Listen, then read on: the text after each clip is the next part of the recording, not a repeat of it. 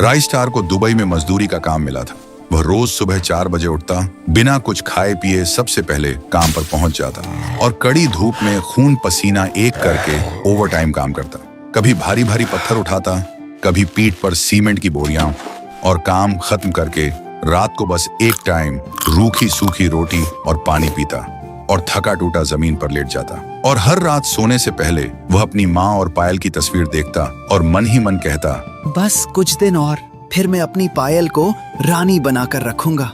लेकिन उधर गांव में मंजर ही कुछ और था। राइस स्टार के जाते ही पायल के रंग ढंग बदल गए। उसने घर का काम काज करना बिल्कुल बंद कर दिया था। वह दिन भर शेरा के लाए हुए महंगे कपड़े पहनती, मेकअप लगाती और रानी बनकर आराम करती, और राइस स्टार की बूढ़ी बीमार माँ से घर का सारा काम करवाती। इस उम्र में उन्हें अब झाड़ू पोंछा और बर्तन मांजना पड़ता था। पायल उन्हें नौकरानी की तरह काम करवाती। माँ की तबीयत पहले से खराब थी, पर पायल के जुल्म ने उन्हें और तोड़ दिया था। एक दोपहर माँ अपनी खटिया पर लेटी दर्द से कराह रही थी। तभी उन्हें पायल के कमरे से कुछ फुसफुसाने की आवाजें सुनाई दी। उन्होंने सोचा, शायद मेरा बेटा राइस स्टार बिना बताए वापस आ गया है। जरूर वह पायल से बात कर रहा होगा। फिर वह उठकर धीरे धीरे पायल के कमरे की तरफ गईं। उन्होंने खुश होकर अंदर झांका, लेकिन अंदर का नजारा देखकर उनके पैरों तले जमीन खिसक गई। वहां राइस स्टार नहीं, शेरा था। पायल शेरा की बाहों में लिपटी हुई थी। शेरा हंसकर बोल रहा था, क्यों पायल रानी, वो राइस स्टार वहाँ खून पसीना बहा रहा है और हम यहाँ मजे कर रहे हैं। तुम्हें उसकी याद नहीं आती? याद? उस खेत के कीड़े की? अरे शेरा जी, वो तो बस एक गधा है जो मेरे शौक पूरे करने के लिए पैसा कमा रहा है। मेरा असली पति तो वो है जो मुझे रानी बनाकर रखे, यानी कि आप। यह सुनते ही माँ के मुंह से चीख निकल गई। हे राम, ये क्या अनर्थ हो गया। आवाज सुनते ही शेरा और पायल हड़बड़ा गए। पायल गुस्से में बोली, बुढ़िया, शर्म नहीं आती चुप चुप कर झांकते हुए? बेटा क्या गया, तू तो जासूस बन गई है। माँ रोते हुए बोली, बेटी, ये पाप है। राइस स्टार तेरा पति है, वो तेरे लिए। बस अपना ये ज्ञान अपने पास रख। खबरदार अगर राइस स्टार वो कुछ भी बताया तो। अगर 2 वक्त की रोटी चाहिए तो मुंह बंद रख और निकल यहाँ से। माँ के पास और कोई चारा नहीं था, इसलिए वह चुपचाप वहां से चली आई। फिर एक रात माँ को तेज बुखार था। उन्होंने कमजोर आवाज में पुकारा, बहू, ओ बहू, थोड़ा पानी दे दे बेटी, गला सूख रहा है। लेकिन उधर पायल शेरा का सिर गोद में रखकर उसे अंगूर खिला रही थी और वह खिलखिलाकर हंस रही थी। ओ बहू। लेकिन माँ की आवाज सुनकर पायल गुस्से में बाहर आई और माँ के कमरे में आकर चिल्लाई, दिन भर किट किट करती रहती है। वहाँ अंदर शेरा जी बैठे हैं और इसे पानी चाहिए। मर क्यों नहीं जाती तू? तेरी वजह से मेरी जवानी खराब हो रही है। चुपचाप पड़ी रहे, वरना आज खाना भी नहीं मिलेगा। और वह बिना पानी दिए ही वहां से चली गई। बूढ़ी माँ रो पड़ी। उन्होंने आसमान की तरफ देखकर हाथ जोड़े, हे भगवान, मेरे राइस स्टार की रक्षा करना। उसे मत बताना कि उसकी बीवी की ये काली करतूत क्या है, और ना ही उसकी माँ यहाँ किस हाल में है, वरना वो टूट जाएगा। देखते ही देखते 6 महीने बीत गए। दुबई में राइस स्टार की कंपनी के मालिक को राइस स्टार की ईमानदारी बहुत पसंद आई। उन्होंने खुश होकर राइस स्टार को बोनस दिया और कहा, राइस स्टार, तुम्हारी मेहनत और ईमानदारी ने मेरा दिल जीत लिया है। आज से तुम कोई मामूली मजदूर नहीं, बल्कि मेरे राइट हैंड हो। ये लो अपना इनाम। 1 महीने की छुट्टी लेकर शान से अपने घर वालों से मिलाओ। राइस स्टार की खुशी का ठिकाना नहीं था। उसने सोचा, मैं चिट्ठी नहीं लिखूंगा, सीधे जाकर सरप्राइज दूंगा। जाने से पहले उसने पायल के लिए एक सोने का हार खरीदा और माँ के लिए एक गर्म शॉल। फिर फ्लाइट पकड़कर वह इंडिया वापस आया।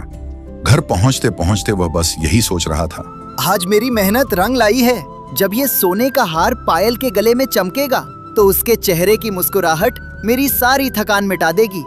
बस जल्दी से माँ और पायल को गले लगा लूं।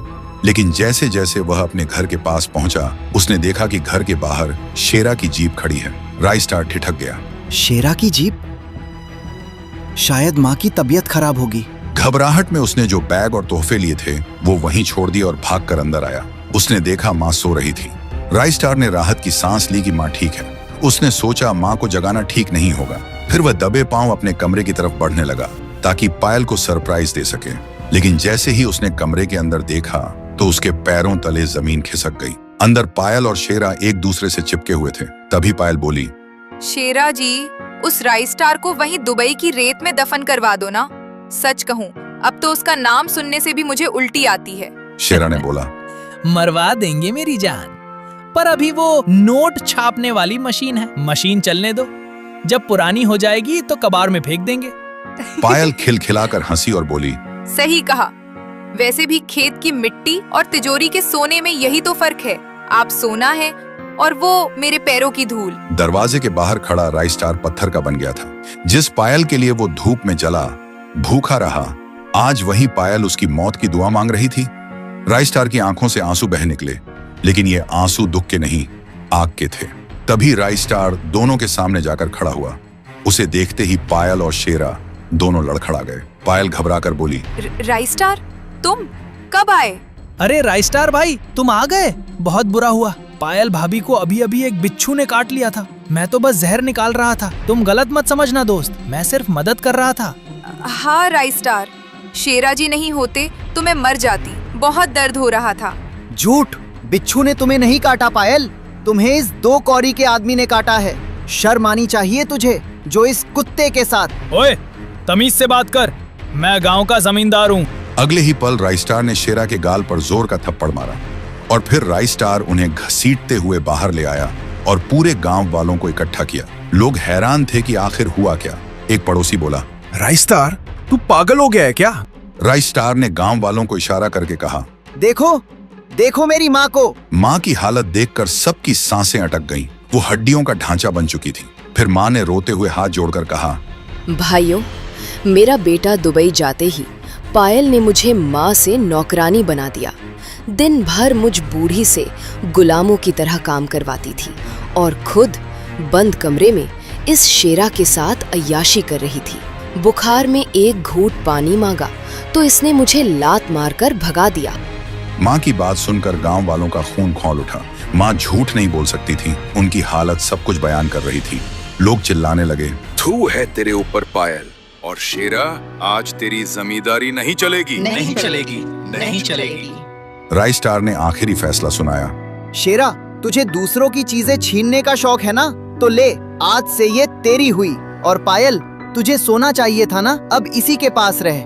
गांव वालों के डर से शेरा ने मजबूरी में पायल को साथ तो रखा, लेकिन कुछ ही दिनों में उसका मन भर गया। उसने पायल को दूध में गिरी मक्खी की तरह घर से बाहर निकाल फेंका। और आज वही पायल जो कभी राइस्टार को पैरों की धूल कहा करती थी, आज खुद धूल में सनी हुई सड़क के किनारे भीख मांग रही है। और राइस्टार अपनी जमीन जायदाद बेचकर अपनी माँ को लेकर वापस दुबई चला गया और वहीं हमेशा के लिए बस गया। आज राइस्टार के पास बड़ा घर है, गाड़ी है। जिस माँ को पायल ने नौकरानी बनाया था, आज उसी माँ की देखभाल के लिए राइस्टार ने नौकर चाकर रखे। तो दोस्तों, सच ही कहते हैं, ऊपर वाला जब देता है तो छप्पर फाड़ के देता है, और जब छीनता है तो चमड़ी तक उधेड़ लेता है।